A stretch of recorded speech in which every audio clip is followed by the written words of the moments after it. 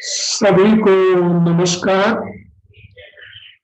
मैं डॉक्टर शिवा कोलपट आपके सम्मुख सत्य, न्याय और धर्म की प्रयोगशाला में आपका स्वागत करता हूं। और ऐसा करते हुए मैं आप में अपने साथ आपकी भी उपस्थिति को महसूस कर पा रहा हूं। आज मैं आपसे यूनिवर्सल ह्यूमन वैल्यू UHV 3 के और 2 के कोर्स के बाद जो UHV 3 है वैल्यू रिलेशनशिप, उसके 42वें लेक्चर को लेके आपके सम्मुख उपस्थित हूँ, जिसमें वैल्यू रिलेशनशिप के रूप में जितनी चर्चा किया है लेक्चर नंबर 41 से उसको समअप करने की प्रक्रिया में हूँ। तो चलता हूँ, देखता हूँ इस लेक्चर में क्या कर पाते हैं हम लोग। इस लेक्चर नंबर 42 जो 41 का कंटिन्यूएशन पार्ट है, समाज और समाज की व्यवस्था पे चर्चा करेंगे। आज की चर्चा में हम मानव संबंधों में जीते हुए किस तरह तृप्ति के भाव में जिए, इसके विषय में चर्चा करने की कोशिश कर रहे हैं। और आज इस चर्चा में लेक्चर नंबर 42 में 5 बिंदुओं पे चर्चा करेंगे, जैसे मानव का उद्देश्य क्या है और समाज और सामाजिक व्यवस्था में हम कहाँ पहुंचना चाहते हैं, सिस्टम क्या है, उसके डिफरेंट डायमेंशंस क्या है,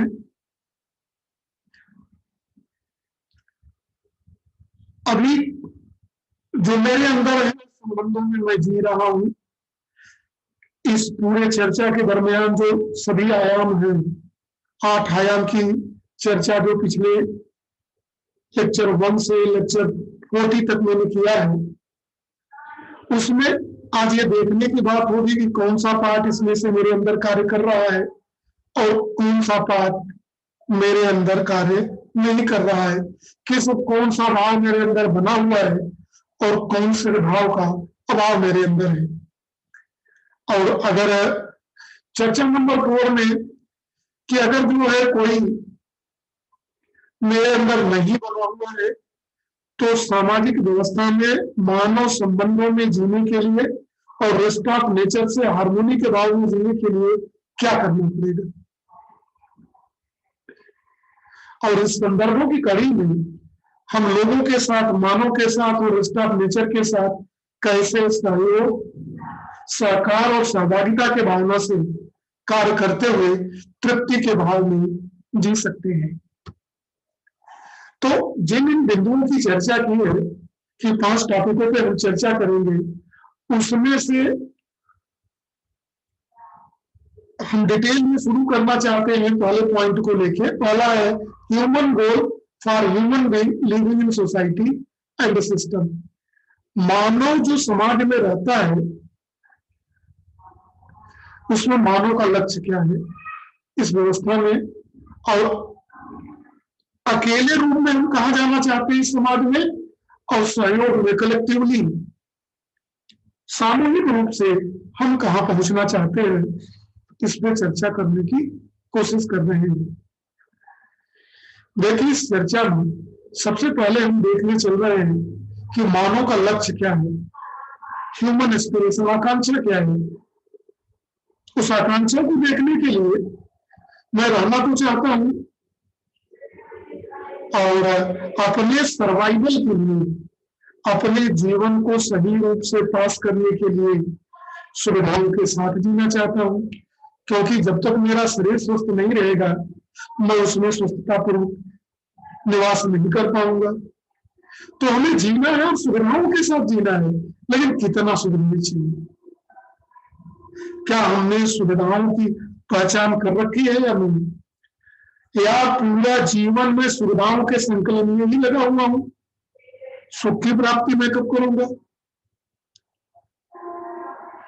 तो जो मानव लक्ष्य है कंटिन्यूअस हैप्पीनेस और प्रॉस्पेरिटी, उस कंटिन्यूअस हैप्पीनेस और प्रॉस्पेरिटी के भाव में जीते हुए मैं कैसे जी पाऊंगा, संबंधों का निर्वहन कैसे कर पाऊंगा, कैसे सुनिश्चित कर पाऊंगा कि कितनी हमको सुविधाएं आवश्यक है, हमको खाद्यान्न कितना चाहिए, हमको कपड़े कितना चाहिए, घर कैसा चाहिए, शिक्षा दीक्षा के लिए और जरूरतें क्या चाहिए, खेती बाड़ी के लिए इंस्ट्रूमेंट कैसे चाहिए, या सेवा सेक्टर में जाना चाहता हूं तो वो करना चाहिए। क्या मैं अपनी जरूरतों की, अपनी आकांक्षा, अपने कितनी सुविधाओं की जरूरत है, फिजिकल फैसिलिटी कितनी चाहिए, कितना मेटेरियलिस्टिक फैसिलिटी चाहिए, क्या मैं उसको समझ पाया हूं? अगर मैं समझ नहीं पाऊंगा तो जीवन भर उसी के संकलन में लगा रहूंगा और सुख की प्राप्ति में नहीं कर पाऊंगा, और ऐसा करते हुए 1000 तरह के नॉन कम्युनिकेबल डिजीज से मैं पीड़ित हो जाऊंगा और समय से पहले अपने शरीर को त्याग दूंगा।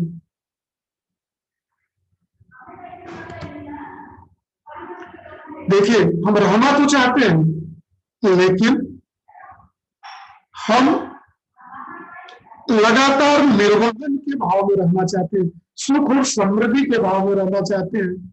जो हम रहना चाहते हैं किस भाव में? Bliss, peace, satisfaction, happiness, fulfilment, salvation, contentment, enlightenment, liberation, independence, actualisation.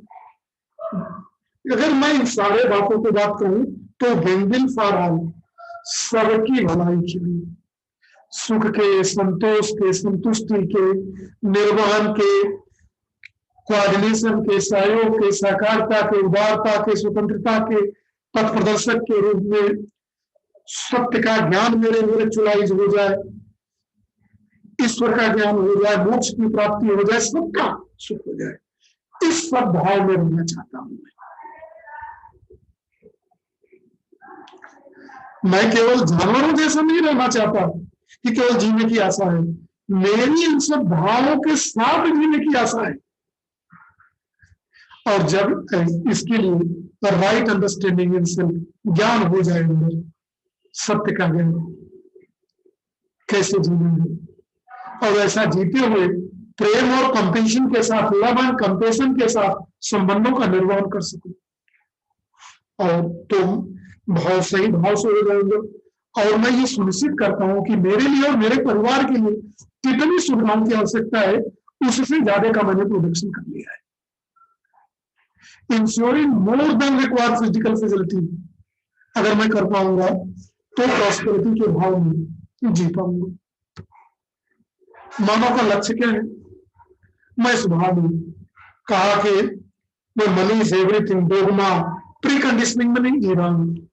मैं स्वयं के स्तर पे ज्ञान, राइट अंडरस्टैंडिंग और सही विचार, सही भाव हर एक व्यक्ति में जो सुखी का साधन हो। परिवार के सदस्य के रूप में मैं ये सुविधाओं को सुनिश्चित करता हूं अपने में, जो भी परिवार के निर्वहन के लिए जो सुविधाओं की आवश्यकता है उससे ज्यादा का मैंने प्रबंध कर लिया है। समाज में विश्वास का भाव है और संपूर्ण प्रकृति के साथ सहअस्तित्व के भाव में, सहसंबंध के भाव में मैं जी पा रहा हूं, संबंधों के भाव में जी रहा हूं और संबंधों के निर्वहन करने की प्रक्रिया में चल रहा हूं। ये जो है मेरा लक्ष्य है।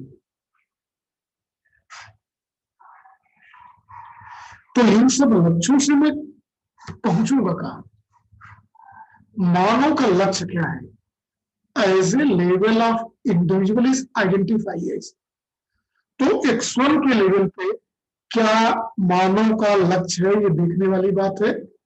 Right understanding, right feeling and right thought, ज्ञान, सही भाव, सही विचार और शरीर का स्वास्थ्य। ज्ञान रहे, सही भाव रहे, सही विचार रहे, किसी को देख के अपोजिशन का भाव न रहे, जलन का भाव न रहे, द्वेष का भाव न रहे, घृणा का भाव न रहे, अहंकार का भाव न रहे, शोषण करने का भाव न रहे, बल्कि सही भाव, सही विचार रहे और शरीर स्वस्थ रहे। दूसरा, हम ये पहचान ले कि मुझे मेरे शरीर को स्वस्थ रखने के लिए उसके पोषण, सुरक्षा और सही उपयोग के लिए किन किन सुविधाओं की आवश्यकता है। क्या मैंने शरीर के सही उपयोग का कॉम्पिटेंस मैंने डेवलप कर लिया है? क्या अपने माइंड को, हमने चित्त को स्थिर कर लिया है? शरीर को फिजिकल फैसिलिटियों की पहचान निश्चित कर ली है या मुझे पहचान करनी पड़ेगी? और समाज में मानव के साथ जीते हुए यह क्षमता निर्भर करनी पड़ेगी कि हम व्यक्ति के साथ, दूसरे मानव के साथ सही व्यवहार करें और शेष प्रकृति के साथ कार्य करते हुए बड़ी व्यवस्था में भागीदारी करें। यह माइंड सेट हमको डेवलप करना पड़ेगा, जिससे हम घर से परिवार, परिवार से समाज की तरफ बड़ी जिम्मेदारी निभा सके। तो इस क्षमता को डेवलप करना पड़ेगा, समझना पड़ेगा ज्ञान को। तो एट लेवल ऑफ इंडिविजुअल मेरी ये जो है जरूरत है, परिवार के रूप में मेरी क्या जरूरत है ये देख ले। Human goal at level of family identify, इसमें भी 5 है। परिवार के स्तर पे, परिवार के स्तर पे क्या करें, ये क्षमता पहचान सके कि हम परिवार में संबंधों के साथ कैसे रहें, जैसे पिता के साथ, माता के साथ, बेटे बेटियों के साथ, भाई बहन के साथ, दादा दादी के साथ, चाचा चाची के साथ, जितना भी मेरा परिवार है, परिवारों में हम संबंध के साथ कैसे जीता है, इस संबंध में जीने की क्षमता का विकास क्या हो गया है या नहीं। मैं संबंधों में जीते हुए जिस तरह के भाव जिसके साथ हो, पुत्र के साथ पुत्रवत, पिता के साथ पिता तुल्य, दादा के साथ दादा का तुल्य, रिश्तेदारों के साथ उस बीवी के साथ बीवी, बच्चे, चाचा, भतीजा, भांजा, जितने भी संबंध में, और सेवा भाव में, परिवार में सेवा भाव से जी, सेवा भाव का डेवलपमेंट, एबिलिटी, कॉम्पिटेंस डेवलप करना है कि परिवार में जीते हुए हम सेवा भाव से कैसे जिए। दूसरा है जो परिवार के लेवल पे जानना जरूरी है कि कितनी सुविधाओं की जरूरत है। कई बार मैं कह रहा हूं, इसका उत्पादन, सही उपयोग, उसका संरक्षण, संवर्धन, खाने के लिए अन्न कितना पैदा किया जाए, घर कैसा होना चाहिए, पशु कितने होने चाहिए, कौन कौन सदस्य बाहर कमाएंगे, कौन घर में कमाएंगे, किसकी क्या भूमिका रहेगी, संबंधों के भाव में जीते हुए सबके भाव को निर्धारित करना और उसमें जीना, और अपने शरीर और दिमाग से अगली पीढ़ी की योग्यता को बढ़ाने का प्रयास करना। जो परिवार में हमारे उत्तरदायित्व है उसको स्वीकार करना, और समाज में जो हमारा उत्तरदायित्व है, जो एक्सपेक्टेशन सोसाइटी करता है, उसको फुलफिल करना। परिवार का समाज के साथ सहयोग बना रहे, इस दिशा में कार्य करना। परिवार के जो मूल्य हैं, परिवार जिस चीज से आपको जाना जाता है, उस ट्रेडिशन की, फैमिली ट्रेडिशन की जनरेशन टू जनरेशन, पीढ़ी दर पीढ़ी सुरक्षा करना। हमारा परिवार पढ़ना लिखना, उपदेश देना, सही काम करना, नैतिकता के नाम पे जाना जाता है, तो इसके स्तर को बढ़ाने का काम करना, न कि बिगाड़ने का काम करना। यह जो है मानव का लक्ष्य परिवार के स्तर पे है। समाज के स्तर पे क्या किया जाए, अपने सभी सगे संबंधियों के साथ संबंधों को जानना, पहचानना और निर्माण करना। और जो भी हमारे संपर्क में कोई भी स्ट्रेंजर आ जाता है, कोई दूर का आदमी आ जाता है, उसके साथ विश्वास के भाव से संबंधों में देखा। कोई घर पे आ गया, हम एक ग्लास पानी तो ऑफर कर सकते हैं, सही बात कर सकते हैं। कोई हमसे पता पूछ लिया तो सही भाव से उसका पता तो बताते हैं, जानते हैं नहीं जानते हैं तो ये बता दे, मैं यहाँ नया हूँ, ये फला आदमी से आप पूछ लें, मैं आपकी क्या मदद कर सकता हूँ।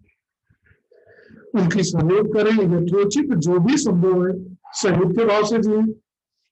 समाज में हमारा सामूहिक जिम्मेदारी क्या है, उस जिम्मेदारियों की सामाजिक व्यवस्था में उसकी पहचान और उसका निर्माण इस तरीके से किया जाए कि सामाजिक गतिविधियों के, जैसे सामूहिक परिवार में शादी है तो मेरी भूमिका क्या है, किसी का बर्थडे है तो मेरी भूमिका क्या है, गांव में शादी पड़ी है तो मिलना कैसे जाना है, त्योहारों का सेलिब्रेशन कैसे करना है।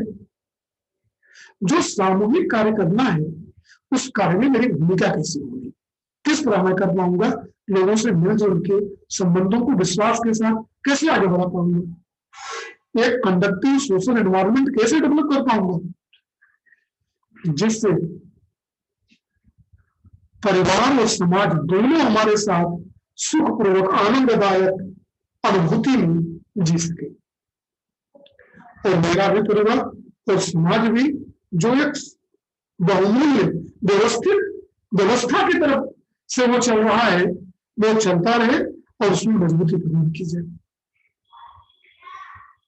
हम करें एक गाइडलाइन कॉन्स्टिट्यूशन बनाने का प्रयास करें, उसमें सहभागिता दें, कैसे समाज चलेगा, क्या दिशा निर्देश होंगे, किस आधार पे हम चलेंगे, संबंधों में किस प्रकार जिया जाएगा और संबंधों का निर्वहन तृप्ति के भाव में कैसे किया जाएगा, सुख शांति संतोष मधुरता उदारता वीरता वीरता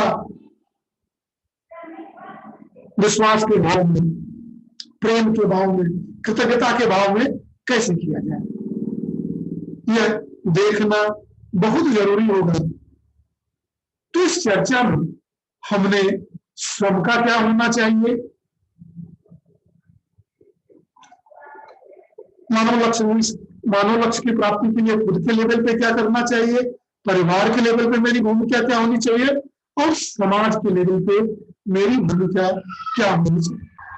इसके बाद हम मानव लक्ष्यों में ये देखने की कोशिश करेंगे कि goal fulfilment through society and system वो कौन से ह्यूमन गोल है जो समाज और व्यवस्था के थ्रू संपन्न होते हैं, निर्वहन होते हैं। हमको इसको दो रूपों में देखना पड़ेगा, एक है समाज में सही व्यवहार और दूसरा है proper implementation of the societal order through participation in the system. जो समाज की व्यवस्था है वो सही रूप से कार्यान्वित हो सके और कार्यान्वित करते हुए सामाजिक व्यवस्था में भागीदारी सुनिश्चित करें। इन दोनों को हमने लेक्चर 3 से 14 और 17 से 39-40 तक इसी की चर्चा किया हुआ है।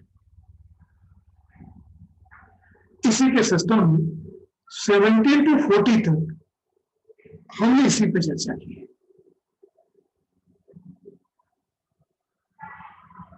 40 में वैसे वास्तव में हमने क्रिटिकल अप्रेजल किया हुआ है, तो 17 to 39 में कर सकते हैं और 40 में आज की वर्तमान स्थिति क्या है हमारी, उस पर चर्चा किया था हमने।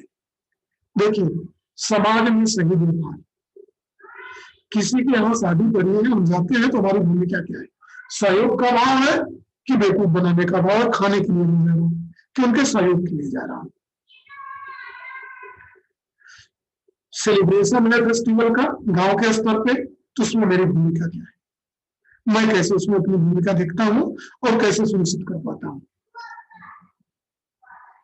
मैं पढ़ा लिखा हूं, मेरे पास समय है, छोटे छोटे बच्चे हैं जो बहुत दूर जाते हैं या पढ़ने की व्यवस्था नहीं है, तो क्या मैं कुछ समय दे सकता हूं उनके लिए। मैं कृषि के कार्य में अपने परिवार में अपने माता पिता के साथ कोई देता हूं, पिताजी व्यापार करते हैं तो व्यापार में क्या सहयोग करता हूं, क्या मैं अपने पड़ोसियों के साथ सुमधुर संबंध रखता हूं, कहां गलती है। क्या मैं हमारे गांव में कोई भी सेलिब्रेशन होता है, आयोजन सामाजिक कार्य, तो मेरे उसमें क्या भागीदारी है, मैं जाता हूं तो अपने घर बैठ जाता हूं और जाता हूं तो किस भाव से जाता हूं, हमारा उद्देश्य क्या है। इन सारी चीजों को जानना बहुत जरूरी है। पूरे वैल्यू रिलेशनशिप के कोर्स में संबंधों में जीते हुए हम स्वयं के साथ किस भाव से रहे, परिवार के साथ किस भाव से रहे, समाज के साथ किस भाव में रहे और शेष प्रकृति के साथ कैसे रहे। शेष प्रकृति के साथ कैसे रहे, हम जानवरों के साथ कैसा व्यवहार करें, पेड़ों को कैसे साथ व्यवहार करें, नदियां, पहाड़, मैदान, खेत कैसे व्यवहार करें।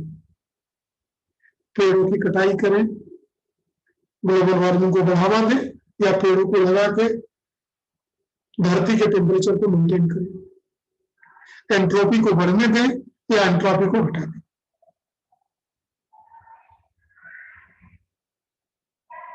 ये सारी की चर्चा अगर नहीं की जाएगी तो वैल्यू रिलेशनशिप का कोर्स अधूरा रहेगा।